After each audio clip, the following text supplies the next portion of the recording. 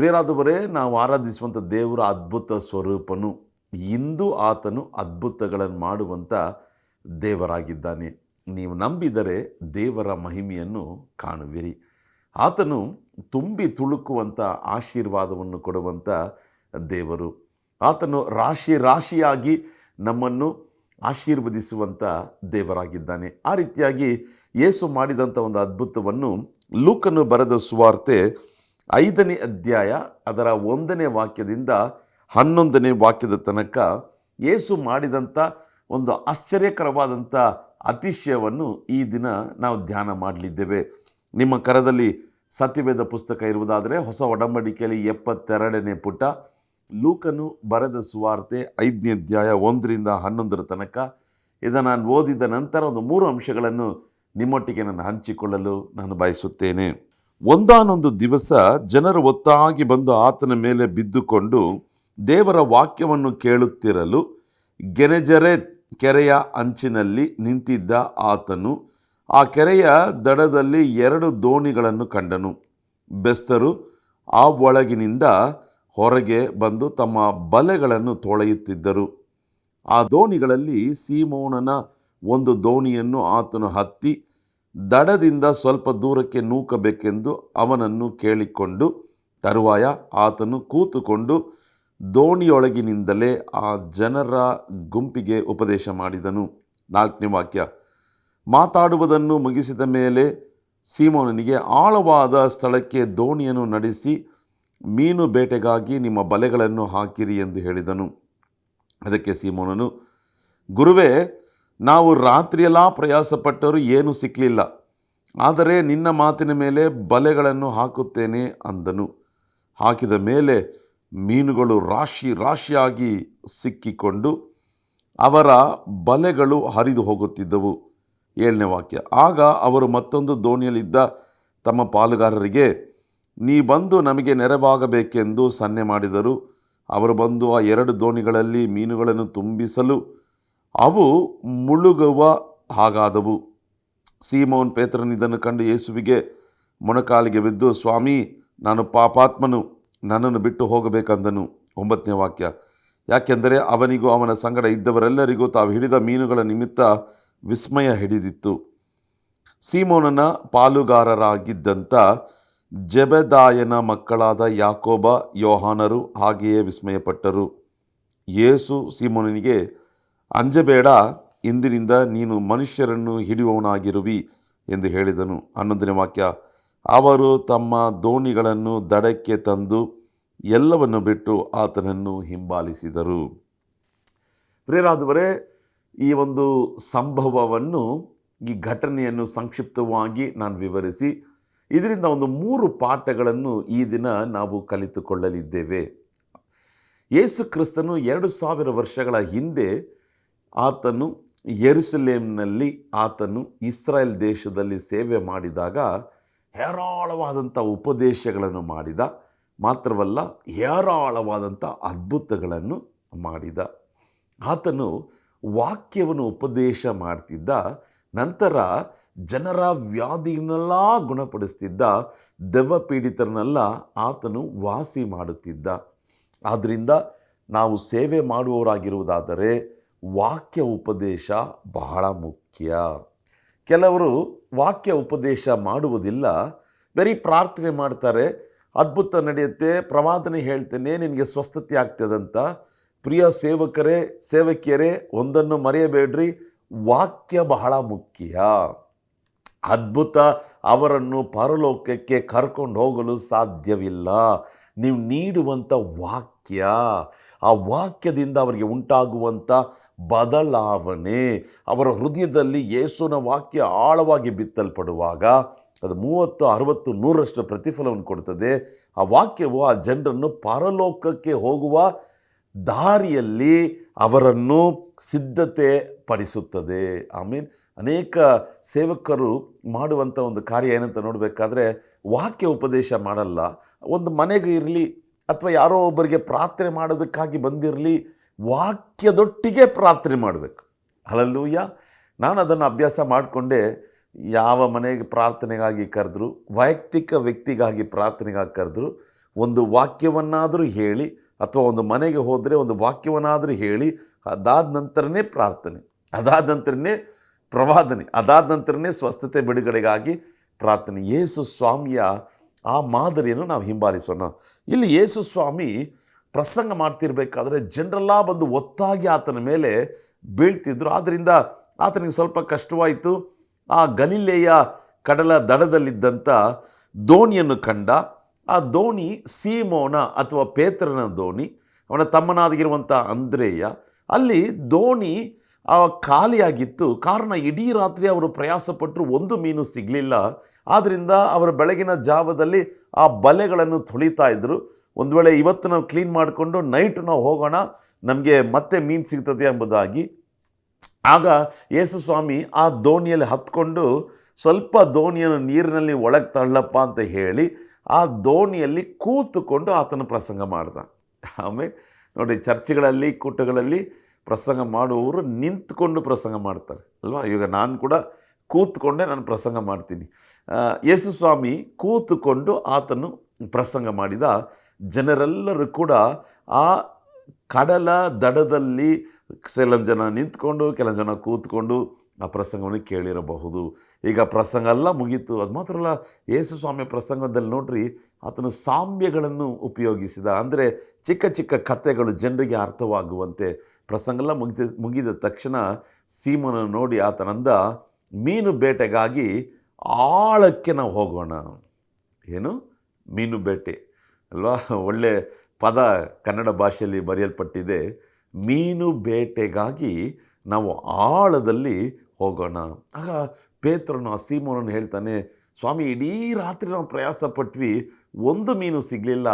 ಆದರೂ ಪರವಾಗಿಲ್ಲ ಸ್ವಾಮಿ, ನಿನ್ನ ಮಾತಿಗೆ ನಾವು ಬೆಲೆ ಕೊಡ್ತೇವೆ, ನಿನ್ನ ಮಾತಿನಂತೆ ನಾವು ಆಳದಲ್ಲಿ ಹೋಗೋಣ ಎಂಬುದಾಗಿ ಆಳಕ್ಕೆ ಹೋಗಿ ಬಲೆಯನ್ನು ಹಾಕಬೇಕಾದ್ರೆ ಅದೇ ಕಡಲು, ಅದೇ ಜಾಗ, ಅದೇ ನೀರು.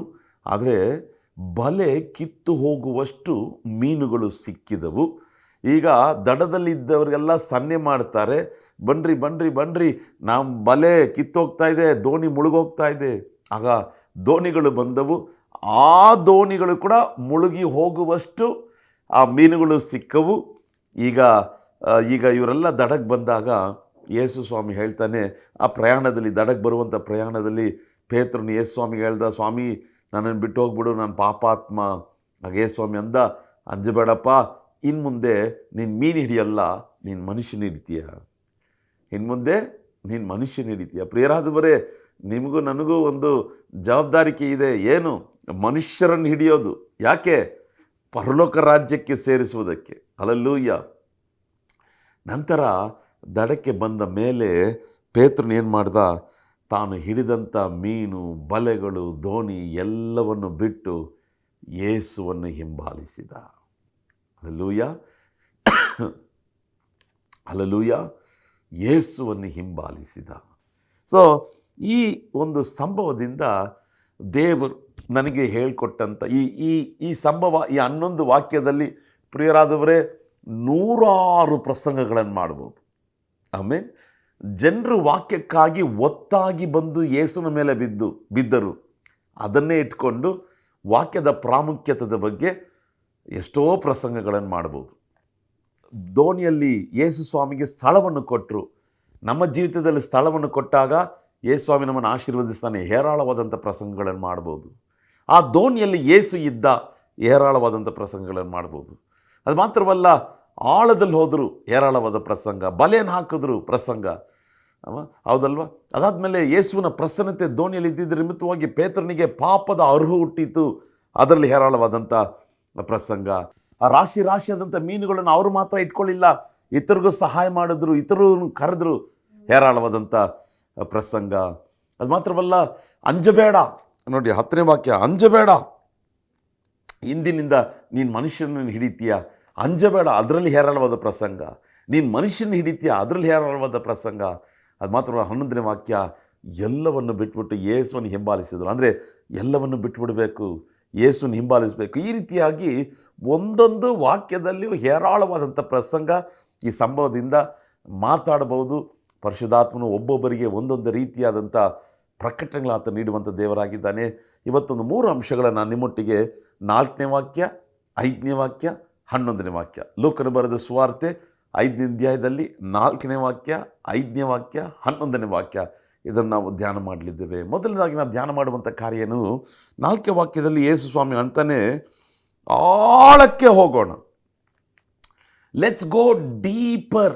ಪ್ರಿಯ ಸಹೋದರ, ಪ್ರಿಯ ಸಹೋದರಿಯೇ, ನಿನ್ನೊಟ್ಟಿಗೆ ಕರ್ತನ ಮಾತಾಡ್ತಿದ್ದಾನೆ. ನೀನು ಸಭೆಗೆ ಹೋಗುವಂಥ ವಿಶ್ವಾಸಿಯಾಗಿರ್ಬೋದು, ಸೇವೆ ಮಾಡುವಂಥ ಸೇವಕನಾಗಿರ್ಬೋದು, ಅಥವಾ ಸಭೆಯಲ್ಲಿ ಹಿರಿಯರಾಗಿರ್ಬೋದು, ಮನೆ ಕೂಟವು ನಡೆಸುವಂಥ ಒಂದು ತಂಡದ ವೀರನಾಗಿರ್ಬೋದು, ಅಥವಾ ಈಗ ತಾನೇ ನೀನು ರಕ್ಷಣೆ ಹೊಂದಿರ್ಬೋದು. ಹೇರಾಳವಾದಂಥ ರಾಶಿಯಾದಂಥ ಮೀನುಗಳು ಸಿಗಲು ಕಾರಣ ಇವರು ಆಳದಲ್ಲಿ ಹೋದರು. ಆಮೇಲೆ ಇವಾಗ ಪರಿಶುದ್ಧಾತ್ಮ ನಮಗೆ ಹೇಳಿಕೊಡುವಂಥ ಕಾರ್ಯ ಏನು ಗೊತ್ತಾ? ಪ್ರಿಯರಾದವರೇ, ನಮ್ಮ ಆತ್ಮಿಕ ಜೀವಿತದಲ್ಲಿ ನಮ್ಮ ಅನುಭವಗಳು ಹೇಗಿರಬೇಕು? ಆಳದಲ್ಲಿರಬೇಕು. ನಮಗೆ ಕಾಣದೇ ಇರುವಂಥ ಆಳದಲ್ಲಿರುವಂಥ ಮೀನುಗಳನ್ನು ನಾವು ಹಿಡಿಬೇಕಾದರೆ ನಮ್ಮ ಆತ್ಮಿಕ ಜೀವಿತ ಆಳದಲ್ಲಿರಬೇಕೆಂಬುದಾಗಿ ಪರಿಶುದ್ಧಾತ್ಮನು ನಿಮಗೂ ನನಗೂ ಆತನು ಹೇಳ್ಕೊಡ್ತಿದ್ದಾನೆ. ಹಲ್ಲೆಲೂಯಾ. ಏನೇನು ಕಾರ್ಯ ಆಳದಲ್ಲಿರಬೇಕು? ನಮ್ಮ ಪ್ರಾರ್ಥನಾ ಜೀವಿತ ಆಳದಲ್ಲಿರಬೇಕು. ಆಮೇಲೆ ಇವತ್ತು ಯಾಕೆ ಉತ್ತರ ಬರ್ತಿಲ್ಲ? ಇವತ್ತು ಯಾಕೆ ಮಹಿಮೆಯಾದಂಥ ಕಾರ್ಯಗಳನ್ನು ನೋಡೋಕ್ಕಾಗ್ತಿಲ್ಲ? ಇವತ್ತು ಯಾಕೆ ರಾಶಿಯಾದಂಥ ಆತ್ಮಗಳು ಸಭೆಗೆ ಬರ್ತಾ ಇಲ್ಲ? ಇವತ್ತು ಯಾಕೆ ರಾಶಿಯಾದಂಥ ಆತ್ಮಗಳು ಯೇಸುವನ್ನು ಸ್ವೀಕಾರ ಮಾಡ್ಕೊಳ್ತಿಲ್ಲ? ಉಜ್ಜೀವನ ಯಾಕೆ ಬರ್ತಿಲ್ಲ? ನಿಮ್ಮ ನನ್ನ ಪ್ರಾರ್ಥನಾ ಜೀವಿತವು ದೇವರು ಎದುರು ನೋಡುವ ಹಾಗೆ ಅದು ಆಳದಲ್ಲಿ ಇಲ್ಲ. ಆಳದಲ್ಲಿ.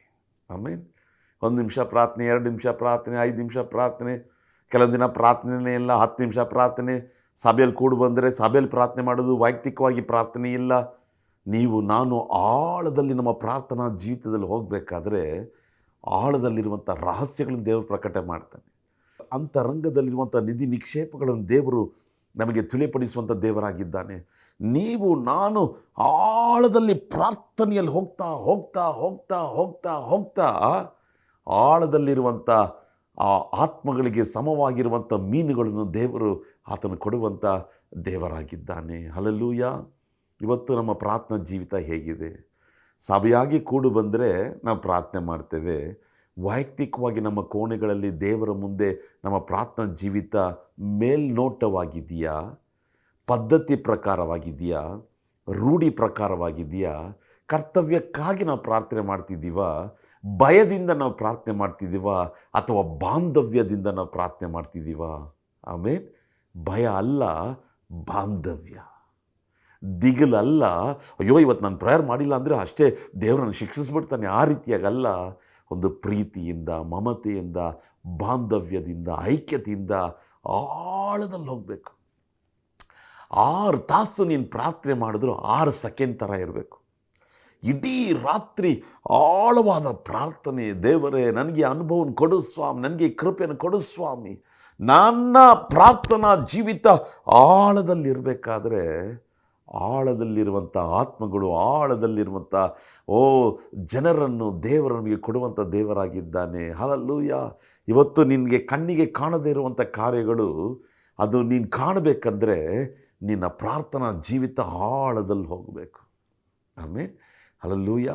ಇವತ್ತು ಅನೇಕರು ಹೇಳ್ತಾರೆ, ಬ್ರದರ್ ಕಣ್ಣು ಮುಚ್ಚಿದ್ರೆ ತುಂಬ ಡಿಸ್ಟರ್ಬೆನ್ಸ್ ಬ್ರದರ್, ಪ್ರಾರ್ಥನೆಗಾಗಿ ಕೂತ್ಕೊಂಡ್ರೆ ಮೊಣಕಾಲು ಉರಿದ್ರೆ ನಿದ್ದೆ ಬರುತ್ತೆ ಬ್ರದರ್. ಇಲ್ಲ ಸಹೋದರ, ಇದರಲ್ಲಿ ನಾವು ಬೆಳಿಬೇಕು, ದೇವರ ಕೃಪೆಯನ್ನು ಹೊಂದ್ಕೋಬೇಕು. ದೇವರೇ, ನನಗೆ ಪ್ರಾರ್ಥನಾ ಆತ್ಮವನ್ನು ಕೊಡು, ನಾನು ಆಳದಲ್ಲಿ ಹೋಗಬೇಕು. ಇಡೀ ರಾತ್ರಿ ನೀನು ಪ್ರಾರ್ಥನೆ ಮಾಡಿದ ಹಾಗೆ ನಾನು ಪ್ರಾರ್ಥನೆ ಮಾಡಬೇಕು. ಗಂಟೆಗಟ್ಟಲೆ ಮೋಶೆ ನೋಡಬೇಕಾದ್ರೆ 40 ದಿನಗಳು ಹೇಗೆ ಪ್ರಾರ್ಥನೆ ಮಾಡ್ದ, ಆ ರೀತಿಯಾಗಿ ನನಗೆ ಅನುಭವಗಳನ್ನು ಕೊಡು ಸ್ವಾಮಿ ಎಂಬುದಾಗಿ ದೇವರ ಕೃಪೆಯನ್ನು ನಾವು ಕೇಳೋಣ. ಎರಡನೇದಾಗಿ ನಾವು ಯಾವುದರಲ್ಲಿ ಆಳದಲ್ಲಿ ಹೋಗಬೇಕು? ನಂಬಿಕೆಯಲ್ಲಿ ಆಳದಲ್ಲಿ ಹೋಗಬೇಕು. ಇವತ್ತು ಪ್ರಾರ್ಥನೆ ಮಾಡ್ತೇವೆ ಆದರೆ ನಂಬಿಕೆನೇ ಇಲ್ಲ. ಇವತ್ತು ದೇವರ ಹತ್ರ ಕೇಳ್ತೀವಿ ಆದರೆ ನಂಬಿಕೆನೇ ಇಲ್ಲ. ಇವತ್ತು ವೈರಾಗ್ಯವಾಗಿ ನಾವು ಪ್ರಸಂಗ ಮಾಡ್ತೇವೆ ಆದರೆ ನಂಬಿಕೆನೇ ಇಲ್ಲ. ಆಮೇಲೆ ಕೆಲವೊಂದು ಸಾರಿ ನನ್ನ ಒಂದು ವೀಕ್ನೆಸ್ಸು, ನಾನು ಹೇಳ್ತೀನಿ, ಮೊದಲೆಲ್ಲ ಯಾರಿಗಾದರೂ ಪ್ರೇಯರ್ ಮಾಡಿದ್ರೆ ಅದ್ಭುತ ಆಗುತ್ತೋ ಇಲ್ವೋ, ಇವರಿಗೆ ಪ್ರೇಯರ್ ಮಾಡಿದ್ದೀವಲ್ಲ ಅದ್ಭುತ ಆಗುತ್ತೋ ಇಲ್ವೋ. ಆಗ ಒಂದಿನ ದೇವರು ಮಾತಾಡ್ದ, ನೀನೇ ಅರ್ಧಂಬರ್ಧ ನಂಬಿಕೆ ಇಟ್ಟಿದ್ರೆ ಹೇಗಪ್ಪ? ನಂಬು. ಹಲ್ಲೆಲೂಯಾ. ಮೊನ್ನೆ ನೋಡ್ರಿ, ಒಂದು ಚರ್ಚಿಗೆ ಹೋಗಿದ್ದಾಗ ಪರಿಶುದ್ಧಾತ್ಮನ ಹೇಳಿದ ಒಂದು ಚಿಕ್ಕ ಚರ್ಚು, ಒಂದು 60 ಜನ ಇದ್ದಿರ್ಬೋದು. ಅನೇಕ ಪ್ರಕಟಣೆಗಳನ್ನು ಪರಿಶುದ್ಧಾತ್ಮನ ಕೊಟ್ಟ. ಜ್ಞಾನವಾಕ್ಯದ ವರ, ವಿದ್ಯಾವಾಕ್ಯದ ವರ ಅಲ್ಲಿ ಉಪಯೋಗವಾದಾಗ ಆಗ ದೇವರಂದ, ಇಲ್ಲಿ ಯಾರೋ ಒಬ್ಬರಿಗೆ ಶರೀರದಲ್ಲಿ ಗಂಟಿದೆ, ಹೆಚ್ಚಾದ ಬೆಳವಣಿಗೆ, ಗಡ್ಡೆ ಇದೆ, ನಾನು ಅವರನ್ನು ಗುಣಪಡಿಸ್ತಾ ಇದ್ದೇನೆ. ಆಗಾಗ ನೋವು ಬರುತ್ತೆ, ಕೆಲವು ಸಾರಿ ನೋವು ಬರೋದಿಲ್ಲ. ಈ ರೀತಿಯಾಗಿ ಒಬ್ಬರು ಕಷ್ಟಪಡ್ತಿದ್ದಾರೆ. ನನ್ನ ಸಾಕ್ಷಿಗಾಗಿ ಕರೆದಾಗ ಅನೇಕ ಜನರು ಬಂದು ಸಾಕ್ಷಿ ಹೇಳಿದ್ರು. ಆಗ ಒಂದು ಅಪ್ಪ ಬಂದು ಸಾಕ್ಷಿ ಹೇಳಿದ್ರು, ಬ್ರದರ್ ಇಲ್ಲಿ ಮುಟ್ಟು ನೋಡಿ ಬ್ರದರ್, ಇಲ್ಲಿ ನನಗೆ ಒಂದು ಗಂಟಿದೆ, ದೇವರು ತಿಳಿಯಪಡಿಸಿದ ಹಾಗೆ ನನಗೆ ಗಂಟಿದೆ, ಆಗಾಗ ನೋವು ಬರುತ್ತೆ, ನೋವು ಬರಲ್ಲ. ದೇವರವತ್ತು ಆತನು ಹೇಳ್ದ, ಇನ್ಮುಂದೆ ಆ ನೋವು ಬರಲ್ಲ, ಇನ್ಮುಂದೆ ಅದರ ಬಗ್ಗೆ ಚಿಂತೆ ಮಾಡಬೇಕಾದ ಅವಶ್ಯಕತೆ ಇಲ್ಲ, ನನ್ನ ಬಾಸುಗಳಿಂದ ಗುಣವಾಯಿತು. ಇದೆಲ್ಲ ಮುಗಿದು ನನ್ನ ಕಾರಲ್ಲಿ ಹಿಂತಿರುಗಿ ಬರಬೇಕಾದ್ರೆ ನನ್ನಲ್ಲೊಂದು ಯೋಚನೆ, ಆ ಗಂಟು ಗುಣವಾಗ್ಬಿಡುತ್ತಲ್ಲ. ದಿಢೀರಂತ ಪರಿಶುದ್ಧಾತ್ಮನ ಸಹಾಯ ಮಾಡ್ದ. ನಾನು ಹೇಳಿದ್ರೆ ಅದು ಗುಣವಾಗುತ್ತೆ, ಅಷ್ಟೇ ಗುಣವಾಯಿತು. ಇನ್ನು ಮುಂದೆ ಅದರಲ್ಲಿ ನೋವು ಬರಲ್ಲ, ಗಂಟಿರಲ್ಲ. ಅದೇ ನಮ್ಮ ನಂಬಿಕೆ ಆಳದಲ್ಲಿರಬೇಕು ಪ್ರಿಯರಾದವರೇ. ನಾವು ಬೇಡಿಕೊಳ್ಳುವಂಥ ಕಾರ್ಯದಲ್ಲಿ ನಂಬಿಕೆ ಆಳದಲ್ಲಿರಬೇಕು. ನಮಗಾಗಿ ಮಾಡುವಂಥ ಪ್ರಾರ್ಥನೆ, ಇತರಿಗಾಗಿ ಮಾಡುವಂಥ ಪ್ರಾರ್ಥನೆ, ಅದು ಆಳದಲ್ಲಿ ನಂಬಿಕೆ ಇರುವಾಗ ದೇವರು ತನ್ನ ಮಹಿಮೆಯನ್ನು ಬಹಿರಂಗವಾಗಿ, ಮಹಿಮೆಯಾಗಿ, ಮಹತ್ವವಾಗಿ ಆತನು ತೋರಿಸುವಂಥ ದೇವರಾಗಿದ್ದಾನೆ. ಆದ್ದರಿಂದ ಸೀಮೋನನಿಗೆ ಹೇಳ್ದ, ಇಡೀ ರಾತ್ರಿ ನೀನು ಪ್ರಯಾಸ ಪಟ್ಟಪ್ಪ, ಸಿಗಲಿಲ್ಲ. ನೀನು ತುಂಬ ಪ್ರಯಾಸ ಪಡ್ತಿದ್ಯಾ, ಆದರೆ ಸಿಗಲಿಲ್ಲ. ನಿನ್ನ ಪ್ರಾರ್ಥನಾ ಜೀವಿತ ಆಳದಲ್ಲಿ ಹೋಗಲಿ, ಸಿಗತ್ತೆ. ನಿನ್ನ ನಂಬಿಕೆ ಆಳದಲ್ಲಿ ಹೋಗಲಿ, ಸಿಗತ್ತೆ. ಮೂರನೇದಾಗಿ ಯಾವುದು ಆಳದಲ್ಲಿ ಹೋಗಬೇಕು? ಈ ವಾಕ್ಯದಲ್ಲಿ ನಾವು ಆಳದಲ್ಲಿ ಹೋಗಬೇಕು.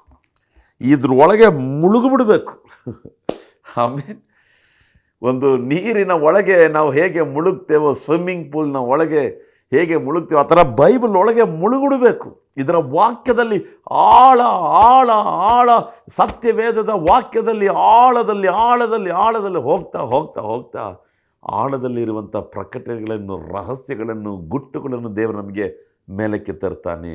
ಆಮೇಲೆ ಇವತ್ತು ನಮ್ಮ ಪ್ರಸಂಗಗಳು ಹೇಗಿದೆ, ಅನೇಕ ಬಾರಿ ಮೇಲ್ನೋಟವಾಗಿದೆ.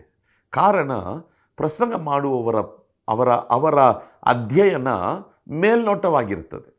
ಈಗ ನಾನು ಈ ವಾಕ್ಯವನ್ನು ಮೇಲ್ನೋಟವಾಗಿ ಧ್ಯಾನ ಮಾಡಿದ್ರೆ ನನ್ನ ಪ್ರಸಂಗವು ಮೇಲ್ನೋಟವಾಗಿರ್ತದೆ. ಈಗ ನಾನು ವಾಕ್ಯದ ಆಳದಲ್ಲಿ ಹೋದರೆ, ಆಳದಲ್ಲಿ ಬಲೆಯನ್ನು ಹಾಕಿದಾಗ ಮೀನುಗಳನ್ನು ದೇವರು ರಾಶಿಯಾಗಿ ಕೊಟ್ಟ ಹಾಗೆ, ನಾನು ಸತ್ಯವೇದದ ಅಧ್ಯಯನದಲ್ಲಿ ಆಳದಲ್ಲಿ ಹೋದರೆ ಆಳದಲ್ಲಿರುವಂಥ ಪ್ರಕಟಣೆಗಳನ್ನು, ಹೊಸ ಪ್ರವಾದನೆಗಳನ್ನು, ಹೊಸ ಸಂದೇಶಗಳನ್ನು ಆಳದಿಂದ ಸ್ವಲ್ಪವಾಗಲ್ಲ, ರಾಶಿಯಾಗಿ ದೇವರು ತೆಗೆದುಕೊಡ್ತಾನೆ. ಆಮೇಲೆ ನೀನು ಮಾತಾಡೋಕ್ಕೆ ಶುರು ಮಾಡಿದ್ರೆ ಅದು ಮುಕ್ತಾಯಗೊಳಿಸಲು ಸಾಧ್ಯನೇ ಇಲ್ಲ. ವಾಕ್ಯದ ಆಳದಲ್ಲಿ ಹೋಗಬೇಕು. ದೇವರೇ ನನಗೆ ಆ ಕೃಪೆಯನ್ನು ಕೊಡು ಸ್ವಾಮಿ. ಇವತ್ತು ಪ್ರಿಯರಾದವರೇ, ನಿಮಗೂ ನನಗೂ ಸಂದೇಶಗಳಲ್ಲ, ಬೈಬಲ್ನ ಆಳವಾದಂಥ ಅಧ್ಯಯನ ಬೇಕು. ನಿಮ್ಮ ಚರ್ಚ್ಗಳಲ್ಲಿ ಬೈಬಲ್ ಸ್ಟಡಿ ಇಲ್ಲ ಅಂದರೆ ಬೈಬಲ್ ಸ್ಟಡಿಯನ್ನು ಪ್ರಾರಂಭಿಸಿರಿ. ಆಳದಲ್ಲಿ ನೀವು ಹೋಗ್ರಿ. ಆಳದಲ್ಲಿ ನೀವು ಹೋದಾಗ ನಿಮಗೆ ಸಿಗುವಂಥ ಆ ಪ್ರಕಟಣೆಗಳನ್ನು ಸಭೆಯ ಜನರಿಗೆ ನೀವು ಹೇಳ್ರಿ. ಅದು ಆಶೀರ್ವಾದವಾಗಿರ್ತದೆ. ಒಂದು ವಾಕ್ಯ, ಒಂದು ಅದ್ಭುತ, ಒಂದು ಅಧ್ಯಯನ ನಾವು ತೆಗೆದುಕೊಂಡ್ರೆ ಆಳದಲ್ಲಿ ಹೋಗಬೇಕು. ನಾನು ಕೆಲವೊಂದು ಸಾರಿ ಈ ಒಂದು ಅದ್ಭುತ, ಒಂದು ವೇಳೆ ಯೋಹಾನ ಬರೆದ ಸುವಾರ್ತೆ 2ನೇ ಅಧ್ಯಾಯ ಯೇಸು ನೀರನ್ನು ದ್ರಾಕ್ಷಾರಸವಾಗಿ ಮಾರ್ಪಡಿಸಿದ್ದು, ಅಥವಾ ಲೂಕನ ಬರೆದ ಸುವಾರ್ತೆ 5ನೇ ಅಧ್ಯಾಯ ಯೇಸು ಸ್ವಾಮಿ ರಾಶಿದ ಮೀನುಗಳನ್ನು ತೆಗೆದಿದ್ದು, 1 ತಿಂಗಳು ಧ್ಯಾನ ಮಾಡ್ತೀನಿ. ಇದಕ್ಕೆ ತಕ್ಕ ಹಾಗೆ ಸಂದೇಶಗಳು, ಇದಕ್ಕೆ ತಕ್ಕ ಹಾಗೆ ನಾನಾ ಭಾಷೆಗಳಲ್ಲಿ, ನನಗೆ ತಮಿಳು ಓದೋಕ್ಕೆ ಗೊತ್ತು, ನನಗೆ ಕನ್ನಡ ಓದೋಕ್ಕೆ ಗೊತ್ತು, ನನಗೆ ಇಂಗ್ಲೀಷು ಓದೋಕ್ಕೆ ಗೊತ್ತು, ಹಿಂದಿನೂ ಗೊತ್ತು. ಇಂಗ್ಲೀಷ್ ಭಾಷೆಯಲ್ಲಿ ಇದರಲ್ಲಿ ನಾನಾ ಟ್ರಾನ್ಸ್ಲೇಷನ್ಗಳಿದೆ. Amplified translation. ನಾನು ಬಂದು NIV ಓದಲ್ಲ, ನ್ಯೂ ಇಂಟರ್ನ್ಯಾಷನಲ್ ವರ್ಷನ್ ಓದಲ್ಲ, ನ್ಯೂ ಕಿಂಗ್ ಜೇಮ್ಸ್ ವರ್ಷನ್.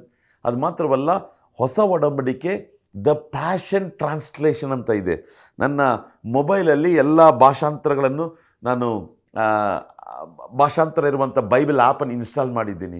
ಇದನ್ನೆಲ್ಲ ಓದುತ್ತಾ ಇರಬೇಕಾದ್ರೆ 1ರಿಂದ 11 ತನಕ ಓದೋದು, 11ರಿಂದ 1 ತನಕ ಓದೋದು, ಪ್ರತಿದಿನ ಇದನ್ನು ಓದುತ್ತಾ ಇರಬೇಕಾದ್ರೆ, ಅದರ ಸಂದೇಶಗಳನ್ನು ಕೇಳ್ತಾ ಇರಬೇಕಾದ್ರೆ, ಅದನ್ನು ಧ್ಯಾನ ಮಾಡ್ತಿರ್ಬೇಕಾದ್ರೆ, ಮುಳುಗಬೇಕಾದ್ರೆ ಹೊಸ ಕಾರ್ಯಗಳನ್ನು ದೇವರು ನಮಗೆ ತಿಳಿಯಪಡಿಸ್ತಾನೆ. ಸೊ ವಾಕ್ಯದಲ್ಲಿ ನಾವು ಆಳದಲ್ಲಿ ಹೋಗಬೇಕು, ಮೇಲ್ನೋಟವಾಗಿ ಅಲ್ಲ.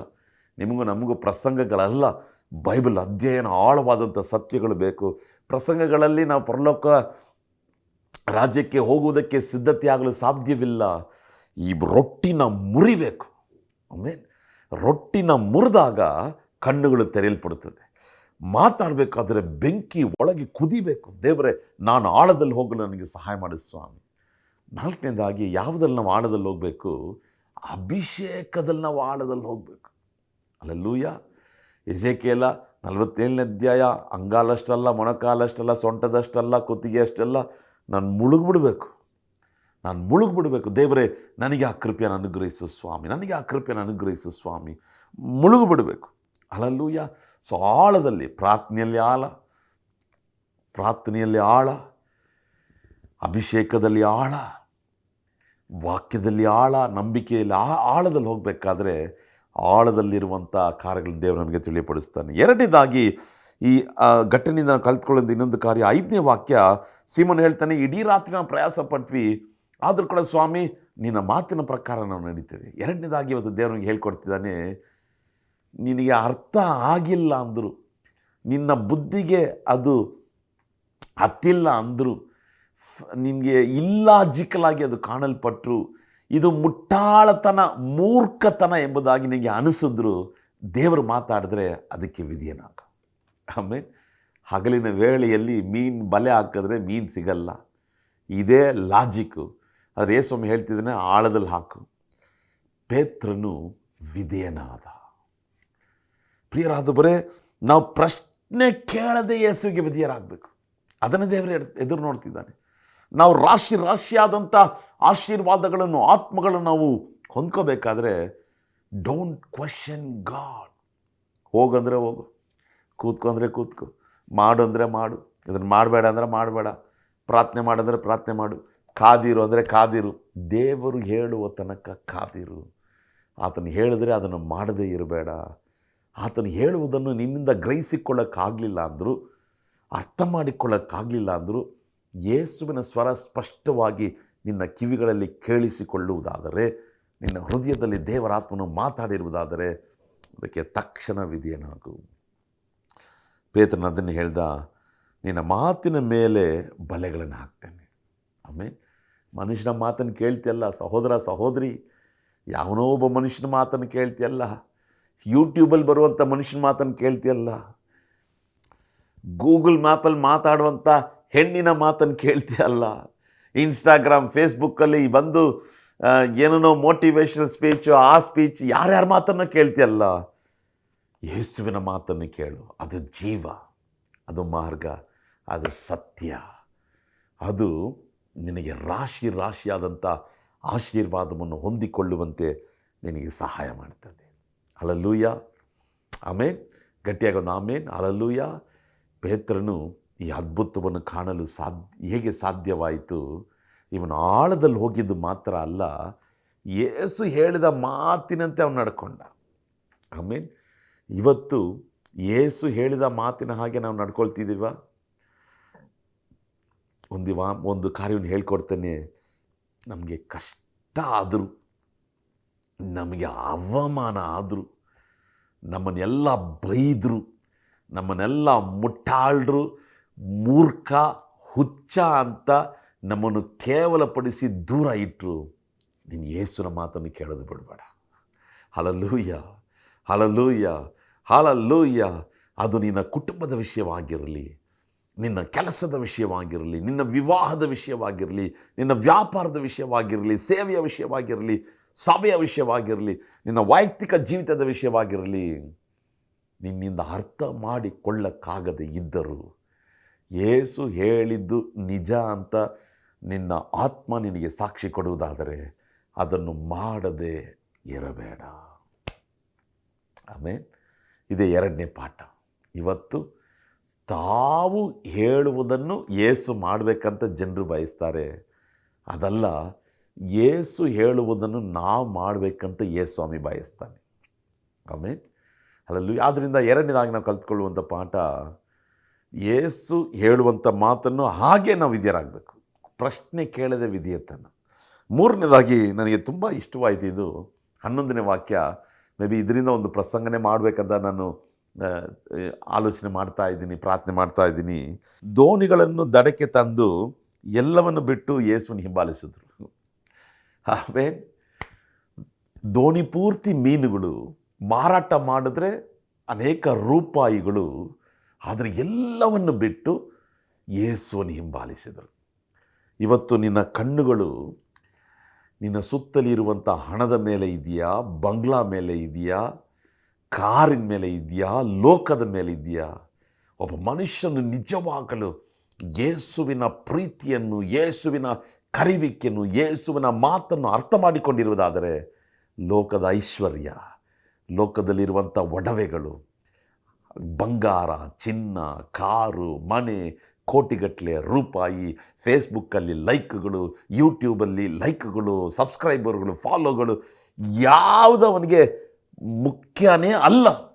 ಅದೆಲ್ಲ ಅವನಿಗೆ ಕಸದ ತೊಟ್ಟಿಗೆ ಹಾಕಿದಂತೆ. ಅವನಿಗೆ ಮುಖ್ಯ ಎಲ್ಲವನ್ನು ಬಿಟ್ಟು ಯೇಸುವನ್ನು ಹಿಂಬಾಲಿಸೋದು. ಆಮೇಲೆ ಇಲ್ಲಿ ಪೇತ್ರನು ಎಲ್ಲವನ್ನು ಬಿಟ್ಟು ಯೇಸುವನ್ನು ಹಿಂಬಾಲಿಸೋದು. ದೇವರೇ, ನಮಗೆ ಆ ಹೃದಯವನ್ನು ಕೊಡು ಸ್ವಾಮಿ, ನಿನಗಾಗಿ ಎಲ್ಲವನ್ನು ಬಿಟ್ಟು ನಿನ್ನನ್ನು ಹಿಂಬಾಲಿಸಬೇಕು. ಆಮೇಲೆ ಸೊ 3 ಪಾಠಗಳು. 1, ಆಳದಲ್ಲಿ ಹೋಗಬೇಕು, ಪ್ರಾರ್ಥನೆಯಲ್ಲಿ, ನಂಬಿಕೆಯಲ್ಲಿ, ಅಭಿಷೇಕದಲ್ಲಿ, ವಾಕ್ಯದಲ್ಲಿ. 2ನೇ ಪಾಠ, ಪ್ರಶ್ನೆ ಕೇಳದೆ ದೇವರ ವಾಕ್ಯಕ್ಕೆ ವಿಧೇಯರಾಗಬೇಕು. 3ನೇದು, ಎಲ್ಲವನ್ನು ಬಿಟ್ಟು ಯೇಸುವನ್ನು ಹಿಂಬಾಲಿಸಬೇಕು. ಹಲ್ಲೆಲೂಯಾ.